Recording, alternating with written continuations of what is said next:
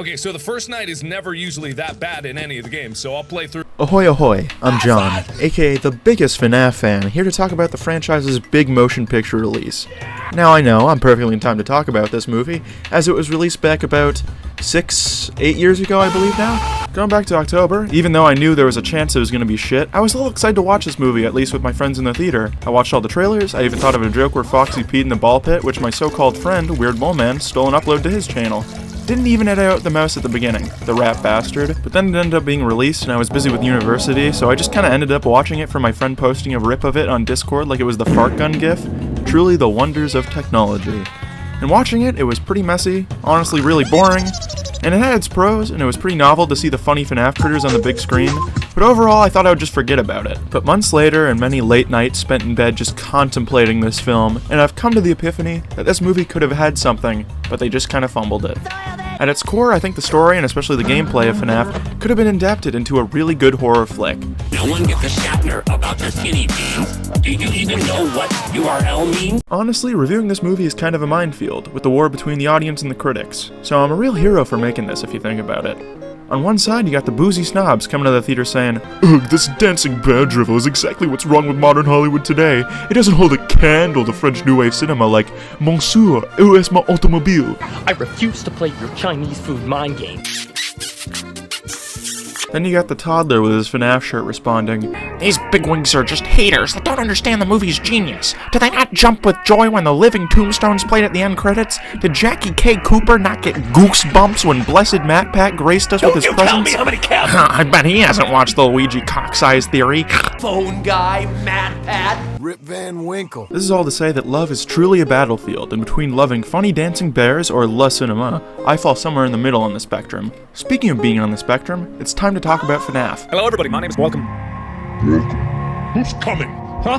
If you're coming right now, let me see it. Back in the series' heyday, I was a pretty big fan. I have the cold take that I was invested for the first 4 games or so, then kinda tuned out. FNAF 3 and 4 had pretty shitty gameplay, yes, but you best believe I was there for the theories. Funny phone guy? Oh yes, please. Child murder? Yeah, I'll have what she's having. And then the whole plotline got fucked up in the 4th game. Ooh, was it all a dream? Were we reading Word Up magazine? Bite of 87 or Bite of 83? Is Purple Guy my son or my niece? We were in the postmodern era and Nietzsche said Freddy was dead. And if that wasn't enough, all the lore was being based off the dumb books. Suddenly everyone's a secret robot child. Michael Afton is either everyone or no one, and there's a fucking time travel ball pit. My least favorite addition has to be the Remnant bullshit. For those who don't know, Remnant is this weird material that explains why the animatronics can be haunted. Remnant is like the midichlorians of the FNAF franchise. Why can't they just be ghouls? Don't make the ghouls science, it's so fucking stupid. And evolution has not been kind to FNAF spawn of franchise horror. Hello Neighbor, Polly's Playhouse, Bendy's Time Machine, Weekend at Bernie's, etc, etc. If FNAF began as a stunning wolf, then Garten of Banban is more like a pug, sniveling around, barely able to breathe with its flat fucked face. What have you done, Darwin? Saying all this, like many, I still have a heartfelt nostalgia for the FNAF franchise, mostly stemming from my admiration for Scott Cawthon. I mean, how could you not love that funny little southern boy? And to be fair, I do owe the franchise a lot, looking at my old popular videos, but more so than a FNAF fan, I am a horror fan. I love watching characters be put in terrifying situations, built up by spooky concepts, atmosphere, and clear consequences, for the characters to then try and survive. But that aspect is what the film is sorely lacking. Now, I've heard a lot say, you know, it's not a good horror movie, but it's a good FNAF movie. Ah yes, my favorite genre. You know, I like The Shawshank Redemption, but it's a terrible FNAF film. I mean, where's Balloon Boy or Plush Trap? Okay, I'm being a little facetious, but I do get what they're saying when the movie could have looked like this. But still, I think it could have been a lot better than what we got. Holy shit, it's Freddy Fazbear. FNAF. I'll be fair and give some compliments, because there are some pros. Like everyone has said, the animatronics look great, and practical too, and as a pretentious asshole, practical effects are like a nice cold beer, just not as fun to drink with. Pretty sure Jim Henson Company made these guys, and they made Elmo's father, so it's clear they have a hot streak going. Aside from the puppets, the pizzeria looks great too. When the place turns on and the arcade machines make those blinky sound effects, good stuff. Pac-Man's there, Waka Waka.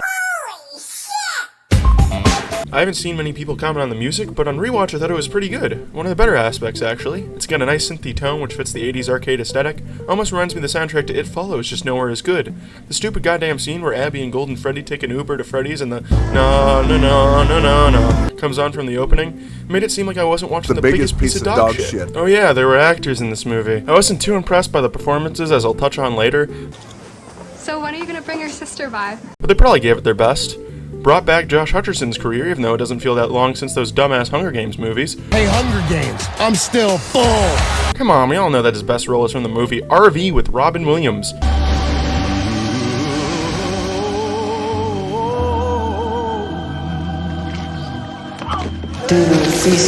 Also, Zathura was good too.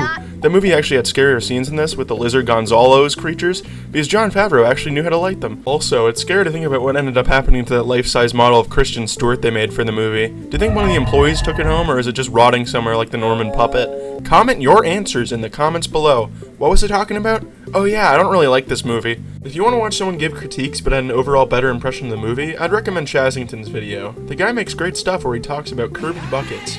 I'm more of a Mr. Young guy to be fair, but Chaz has Seatbelt, and I'm in love with Seatbelt. Seriously, new cartoon crush unlocked! Alright, let's get into the nitty-gritty of this film. The plot has a deeply rich story. You see, it's about a guy named Mike who takes a big long nap. That my nephew sleeps a lot. He really does, though. Does this man have narcolepsy? I get the games are pretty boring, but could he be conscious for at least one of the 5 nights? So yes, this film has a pretty strong emphasis on dreams. Which I assume first to be a cute little nod to back when FNAF 4 ruined everything, but then the plot point just takes up so much attention while Mike tries desperately to relive the trauma of losing his brother. Must have been so hilarious he wanted to watch it again. This serves as the main reason why Mike doesn't just quit immediately like a normal person would, but it gets to the point where he realizes the animatronics are moving on their own like 50 minutes into the movie. In the game, the fuckers are already moving around by night 1, but I guess Mike couldn't risk his beauty sleep. You think they build up the animatronics, slowly moving around then trying to get in the office. You know, like the game? It had such an easy structure you'd turn into a movie, but instead it spends the time with Mike having fantasies of chasing kids around. This film has such a big structure problem, focusing on the oddest of plot threads. Like, for example, a large amount of focus is put onto his evil aunt character who feels straight out of a kid's film. She wants to take the custody of Mike's sister Abby for money, so there's added pressure of him getting the job to prove that he's a good brother. But did you really need to add Miss Mavilda from the Christmas tree to motivate our protagonist? Yeah, that you were gonna find me hard proof of criminal endangerment. Here goes the children's money again. This is to set up the gang of rapscallions which trashes Freddy's to make Mike look bad, so we can get our big animatronic horror scene, oh boy. But it feels so out of nowhere, there's like no escalation. We've barely seen the animatronics, and it's gone from 0 to 100 with a stupid cupcake killing 11 and injuring 25. None of this horror is witnessed by Mike, by the way, only the audience. Why couldn't we have had Mike actually have a clue of the danger he's in as the nights gradually increase in craziness? You know, like the game they're adapting? But I guess that would cut into Mike's nap time. I know passivity is what I want in my horror protagonist. Nothing gets me more excited than if our main character has as much agency as a real minimum wage worker. I guess he cares about his brother, but all he does is yell at ghosts for 10 scenes, and the whole lore is dumped on him when Vanessa shows him a MatPat video. Again, it just completely cuts into the animatronics in the pizzeria, which makes him feel almost incidental to stupid dream children in custody battles, which is what I picture when I think of Freddy Fazbear.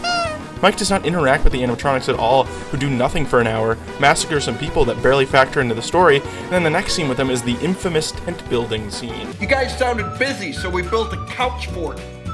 You want to come in, Dr. P? Sorry, no girls allowed. Boys rule, girls drool. The scene is highly polarizing. Some love it, some hate it, and I'm frankly guilty of the latter. It's odd that I'm confused about how I'm supposed to feel about the murder robots. When I watch Nightmare on Elm Street, I know that Freddy Krueger's a bad guy, and I'm supposed to be scared of him. Now how about we just have a scene of him donating to a homeless shelter for shits and giggles? I know a lot of people defend the scene, saying it's supposed to show the contrast, that they're good with kids and then bite a fucking guy's head off. Yeah, we should really establish that by our monster doing a pratfall and dancing to a Talking Heads song.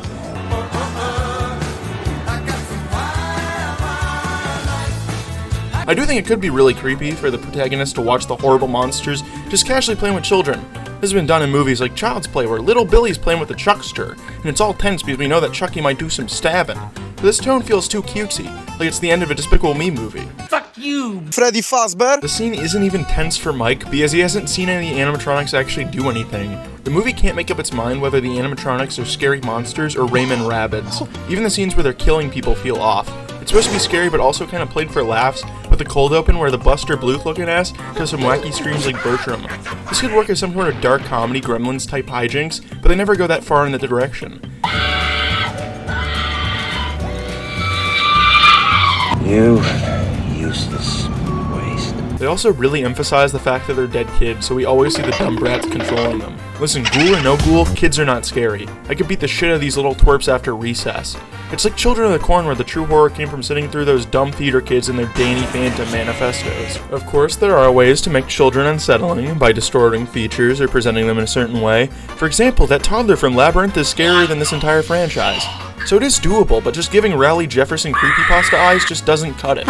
It all feels just so confusing. In the games, the fact they were ghosts felt more like a sad backstory, with the animatronics acting more like vengeful monsters than ghost children piloting pizza Avas. The others are like animals, but I am very aware. I hope you've been showing your pussy tonight, baby! But we are actively shown the kids communicating with Mike and luring people away to kill them, yet we're later supposed to feel sympathy for them? You chopped a woman in half for throwing a couple plates and pans around. Jesus Christ. Then at the end, it says that Afton is controlling them, even though earlier it says that they hate adults and that's why they're attacking people.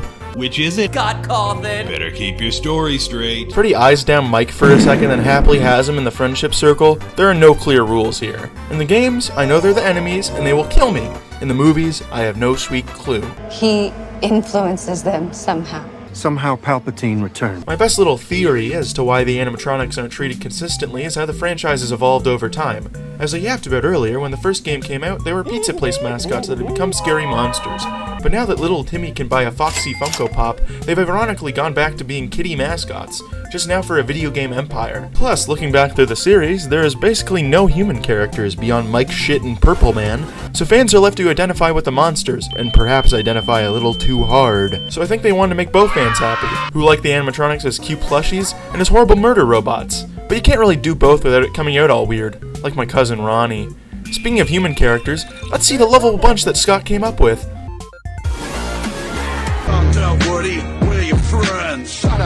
I will shoot you. I've already spoke my piece that Mike barely seems to give a shit. I think this could have worked because in the game you kind of took the identity of a bored security guard who seems to just checking cameras. But you'd think that would change as soon as the spooky shit starts happening. But no, the man stays pretty disinterested until the very end of the movie. It never really feels like he's in all that much danger, which ends up making me as the audience member quite bored. I mean, imagine if in The Thing, Kurt Russell watched a dog turn into a giant monster, and then he just shrugged and went to play more Chess Wizard. Bitch. I was pretty flabbergasted when I found out Mike doesn't even know what Freddy's is. I expected his brother to go missing there since Willie usually kills the kids by luring them in with his bunny costume. This could have been a cool subversion, but it just meant spending a lot more time in Jellystone National Park. And the reason Mike doesn't want to work for Freddy's is not because some sort of traumatic biting event, but instead how he hates night shifts. Because say it with me, people, my guy loves to snooze. Man, this guy loves to sleep almost as much as my parents. Then we got Mike's little sister, Abby. Now I love bullying children as much as the next guy, but she did a fine enough job, so we're not making a future supervillain today, internet. I will say there was someone who could have been better in the role. Me! It should have been me making a cool ass fort with Bonnie and Foxy. I cannot believe this bitch got to dance with the Fredbear crew. Could you imagine the privilege? Oh hey there, Liberty Chica. Baby girl. Come here. Ahaha. I belong in at least the 7th layer of hell. She is such a bad bitch though. I will fuck the shit out of that robot, man. Then we have Vanessa, who is one of the most recent additions to the FNAF franchise and a real confusing one. I have not touched on Security Breach yet, and that's for good reason. Much like the movie, this game has its fans, but to me it's a complete mess. But at first I thought Vanessa was a good addition. I have to commend the actress because I thought she really tried her best. But Vanessa's motivations and character are one of the most frustrating and confusing aspects of the film. At first she is introduced to be a cop that has a weird connection to Freddy Fazbear Pizza, but by the end we learn she is actually the daughter of Purple Guy, Q Tim Allen sound. And that she actually knew the horrors of FNAF the whole time and tried to warn Mike in her own little way. What was that warning she gave, you might ask? Wanna dance? I don't know. Start dancing? Mike never gave a shit about Freddy's beyond a paycheck. She's the one who tried to get him interested in the place and kept feeding him little lore hints he didn't ask for. The year was 1983. The colorful balls of the pit turned blood red. The horror was so unspeakable that I saw an old woman puke up her meat lover's pizza right onto her old slippers. Oh boy, is that Dig Dug? It just adds to Mike feeling so passive, being sporadically given information without really prying for it himself. She's the one who initiates Abby and the whole Ford idea as well, while Mike wanted her to stay in the security room. And then Abby decides to go all August Rush on Bonnie's base and pulls a Marty McFly. Then Vanessa is all like, "What the fuck did you do, Mike?" Yeah, come on! Whoever did this, just confess! We promise we won't be mad! It's like they wanted her character to be a fun, spunky cop, contrasting against Mike being Squidward tentacles. Then she flip-flops onto being the stern, traumatized victim whenever the plot demands it. At least her father is a lot more consistent, as he's barely in the movie so he doesn't have as much time to fuck up. Everyone was so excited for Shaky Rogers, Stu Screamer, Serial Hackerman, Matthew Lizard to be the iconic purple character. He was a big part in all the trailers, which showed 75% of his actual screen time. The guy's hiding out as this employer man who hires Jack at the start of The Shining. Feels like they kept him out to support the twist, even though everyone in the grandma knew he was going to be the purple man. Even Mike wasn't that surprised to see him at the end. I actually like how he's first depicted as a friendly guy with a jolly exterior. It's creepy when you know he's a Ted Bundy, Albert Fish serial killer man. I wanted to see more of him than the glorified Fiverr cameo we got in this film. His entrance in the dark was probably also the coolest part of the movie, but then they turned this creepy killer into essentially a Scooby-Doo villain, ironically, having a big dumb Thanos speech until he gets curb stomped by some brats. Again, I wish he didn't just disappear for half the movie, but I'm guessing we'll get more of him in the sequel. Stop chewing so fucking loud, bro. Leave that little guy alone. The fuck is you gonna do if I don't? So even if the plot, monsters, and characters are all lackluster, hopefully there'll be at least some decent scares and jokes to make up for it, right? Wrong! First of all, I spoke a little bit of the humor in this movie. I'm a big fan of horror comedy, so even if a movie doesn't particularly scare me, I hope it'll at least make me chuckle and snort like a little piggy. One of my favorite aspects of Scott Cawthon's work is his sense of humor. He's always had a great sense of timing and meta jokes, especially during the sister location to Ultimate Custom Night era, with the funny hippo man, or coming home to watch the Dracula show and shove P&Gs of popcorn into your gullet. And looking back, the sense of humor has been in the franchise since FNAF 1. When being introduced to the restaurant, you'd have phone guy yelling in your ear, which was intentionally annoying and underplayed how you were essentially one door away from getting bodied. It was always funny to watch the player getting eyed up by Bonnie while this random guy just yaps on about nothing for hours. And if you do survive these 5 odd nights, you are rewarded with dirt change, the last little fuck you to the player. The humor was cynical but still playful, adding a lot of soul to the franchise. I'm masturbating right now. This is almost completely lost in the movie, which humor derives from awkward Marvel dialogue and baby jokes. More complicated than possessed robots murdering innocent people? What the segment? I'm surprised there wasn't the timely gag where someone screams and the animatronic screams back. The closest the film comes to replicating the game's humor comes in the scene where Mike watches the shitty training VHS.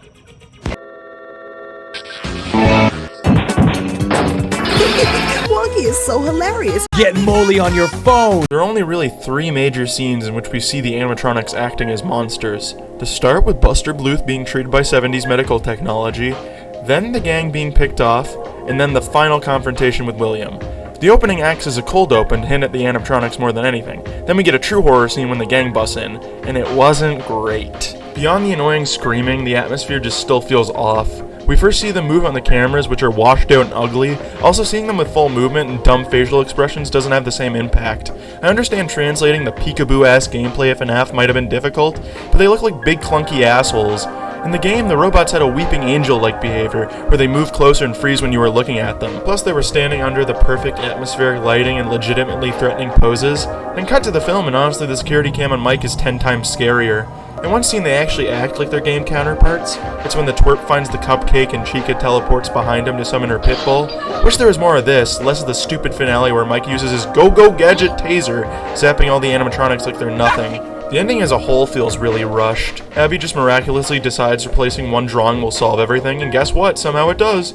Also, as many have mentioned, what do the police think when they discover dead Aunt Mavilda with the only possible suspect being Mike?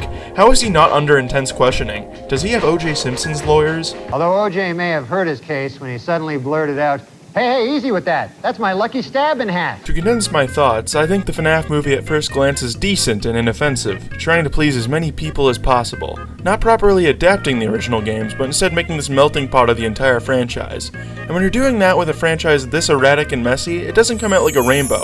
It comes out shit brown. Now for the rest of the review, I'm going to spitball some ideas and concepts I think would have helped the movie feel a bit more cohesive, to the point where it might seem like I'm writing fanfiction. Then Chica hugged John Ghoul, rested her lovely beak on his shoulders, and told him that he was a good boy. If only we could see her take wing. But I'll try my best not to completely throw out ideas and make Freddy in Space 3. Also, my answer for everything won't be to make it R-rated with more blood.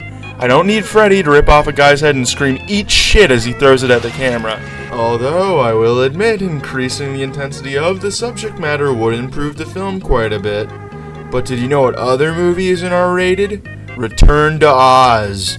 For God's sake, it's not even PG-13, and that movie is fucking scarier than most of the bloodiest horror movies I've ever seen. Come on, the Headhuntress? The Gunk?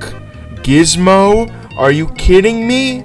For this, I want you to put your faith not in professional writers paid to write films, but instead the guy who made Minecraft Family RP, in brackets, awesome. Hi, can I take your order? 55 burgers, 55 fries, 55 tacos, 55 pies, 55 cokes, 100 tater tots, 100 pizzas, 100 tenders. First of all, I think it should have really focused on the survival horror aspects. I know some of you might be a bit skeptical, and I get it. Translating this into a cinematic experience does seem impractical. But have you ever watched a little movie called Dawn of the Dead? Basically, it's the zombie apocalypse, and they ain't got no pea shooters. So these 4 survivors have to crash at a mall to try and keep from being eaten alive. The fun of this movie comes not from watching zombies bleed everywhere, but watching these cool characters have to adapt to their environment. There's this one point in the film where they plan to raid a zombie-infested area for supplies, and you watch them carry this out with all the dangers already presented to you. It's so satisfying and works to your imagination of what you would do in this situation. Yes. I would like extra cheese on my pizza. Thinking back to it, the FNAF games was a lot like that. You were a night guard with limited resources, big scary robots are after you. What do? And that's what was missing from the movie. I just want to see Mike close one door on Foxy, check the vents, and scare away Bonnie and Chica. Is that too much to ask for? None of that dream shit. Fuck off! All my towers crumble down, the flowers gasping under rubble, striking in the hall of law, thy genius sates a thirst for trouble. Of course, adapting the game this closely runs the risk of feeling like watching a Markiplier video in the theater, which, let's be real, you fuckers would love, but we need to keep it interesting. The key word here being escalation. As the nights go on, it gets crazier and crazier for Mike. The games already were quite stressful, having you to manage so many moving parts at once, and they should focus on the toll that takes on Mike as he slowly goes crazy. And for reference, there's a franchise that does that incredibly well. The Evil Dead franchise is among my favorites. One of my greatest pet peeves in horror movies is characters being completely oblivious to the horror for a majority of the movie. As if they were to know the plot, it would probably come to the end a lot quicker. But I love the Evil Dead trilogy particularly because Ash has to take on everything himself, trapped in a claustrophobic cabin. The Deadites scream until let him out of the cellar, taking the form of Ash's friends, torturing him. Even the furniture starts laughing at him. It keeps ramping up and up into an explosive ending where things go into fucko mode. FNAF dealt with sanity a lot too, particularly in FNAF 3, and even if I don't love that game, I think using that theme here would work. Having Mike slowly lose his mind over the week, making the audience question which parts were actually happening. Of course, this might require Joshy Boy to go a bit Looney Tunes in his performance, showing how overwhelming dealing with these jokers can be, but only then would it rival Zathura. I just feel so safe around him. It's me. It's Walter. I'm your brother. Although, having the story escalate without any time to breathe would become tiring and repetitive, so you need a way to structure it. The game is already split between the 5 nights, but how do you differ from those 5? Luckily, there's a little horror movie this could be exampled from, but I must warn you, this one is scarier than the others I've mentioned, so please turn off the video if you have a heart condition. This horror film is, of course, Night at the Museum. Okay, hear me out. In those movies, Ben Stiller, much like Mike, is a night guard, but on his first night he gets the absolute shit kicked out of him. He gets chased by Attila the Hutt, little cowboy Owen Wilson ties him to the tracks, cavemen scream at him, and he gets pissed on by a monkey. But the next night he overcomes all these hurdles. He outsmarts the monkey, he gives gum to Patrick's house, he has a heart-to-heart with Attila the Hutt, which they should have done in real life, come on people. He made it to Shell City, and he beat the Cyclops, and he rode the hassle off. You get the picture. Maybe by night 1 or night 2, Mike barely survives, only being saved by the clock. Like the power goes out, then we get the classic Freddy lullaby scene. Then Mike comes back on the second night, and he gets better. He closes the door in Foxy's face, he plays a sound effect over the intercom to lure Bonnie and Chico away, he pisses on Freddy. Those animatronics can't beat the indomitable human spirit. But on the third night, the stakes rise again. You get the crooks that break in, but this time Mike is working, and he watches them all get taken out one by one. He tries to save them, of course, but is unable. So we get our big animatronic murder scene, and it benefits the overall story, demonstrating to Mike the true danger he's in. Also have Phone Guy to break some tension and add to Mike's annoyance as he snarkily replies to him. But get this, the Phone Guy is actually William Afton. That's right, we're bringing it back to the FNAF 2 theory. Willie already made a joke that Phone Guy would make it the start, so it would fit perfectly. Look at that pooper, man! Moo.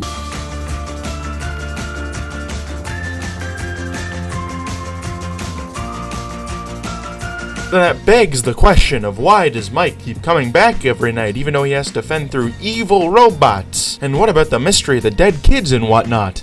Well, I'm glad you asked. I think it was smart to have Mike traumatized by the death of his brother, amplify that, and then cut the dream shit. Just show the brother being kidnapped once in a flashback, don't have to do it 17 times. Have him traumatized and obsessed to the point where it makes sense his aunt would be worried about him and taking care of his sister.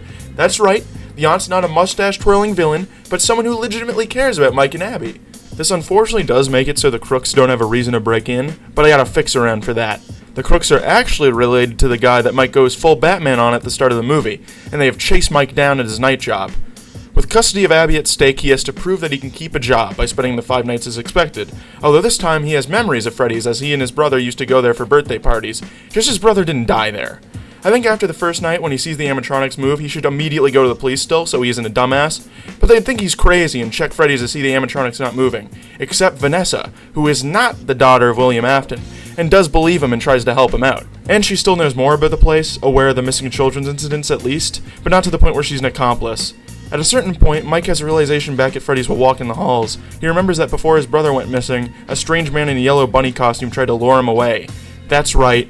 William followed Mike and his brother after Freddy, so now Mike believes the place has something to do with the disappearance of his brother. That way it doesn't feel so unrelated and weird. So he and Vanessa investigate further into the 5 missing children, discovering newspapers, trying to ask relatives, all linked back to a yellow rabbit. Then Mike finds a corpse sticking out of the top of one of the animatronics. You could focus on this obsession of tracking down the killer, almost like Jake Gyllenhaal in the movie Zodiac.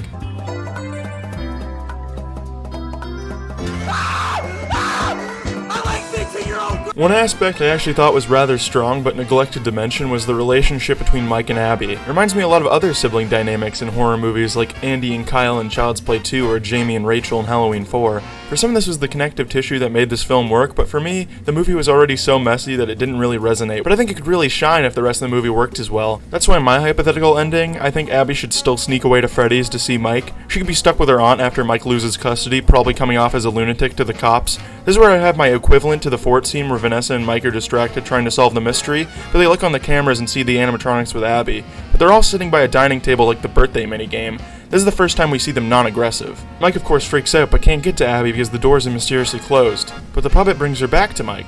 I think the puppet should have been in this movie as the only friendly animatronic. This is a little bit different in the games, but I really like when she was the one in the lore who kind of protected the kids and brought them all together. Of course she'd be introduced earlier, maybe with Mike being terrified even though she wouldn't be aggressive. This is where Abby explains to Mike and Vanessa that the ghost children are possessing the robots and they're angry, you know, like ghosts would be. Those are some angry birds. Then Michael Afton shows up in his furry costume, revealing his plan to kill Mike and Abby. He still stabs Vanessa, who pulls a gun on him, and Mike and Abby have to convince the animatronics to turn on William. William is defeated, the others get away, and Vanessa is put in the hospital. Mike proves it was William, and he gets custody back of Abby after his Aunt Trusty is able. All ends well. Or so we believe.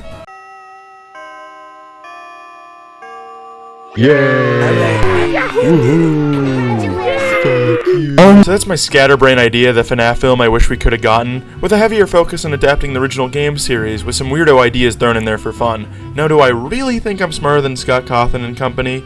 Yes, I wrote Mole Men for Pete's sake, bow down to me, and silly Scott spent all his time studying the 2011 Yogi Bear film instead of the Night of the Museum trilogy like he should've. Oh, that reminds me, fire the entire cast. Replace him with this all-new cast I have in mind. Ben Stiller as Mike, Owen Wilson as Foxy, Alan Partridge as Bonnie, Rebel Wilson as Chica, CGI Robin Williams as Freddy Fazbear, Mr. Robot as Chibi Robo, Hank Azaria as William Afton, me as Abby, and Pyrocynical as Vanessa. Keep the monkey and the T-Rex and it'll be golden. Do we have a deal, Jason Blum? Sir, this is an auto zone. Prepare to have your mind blown. Rosemary, heaven restores you in life. You're coming with me through the aging, the fearing, the strife. It's the smiling on the package, it's the faces in the sand, it's the thought that moves you upwards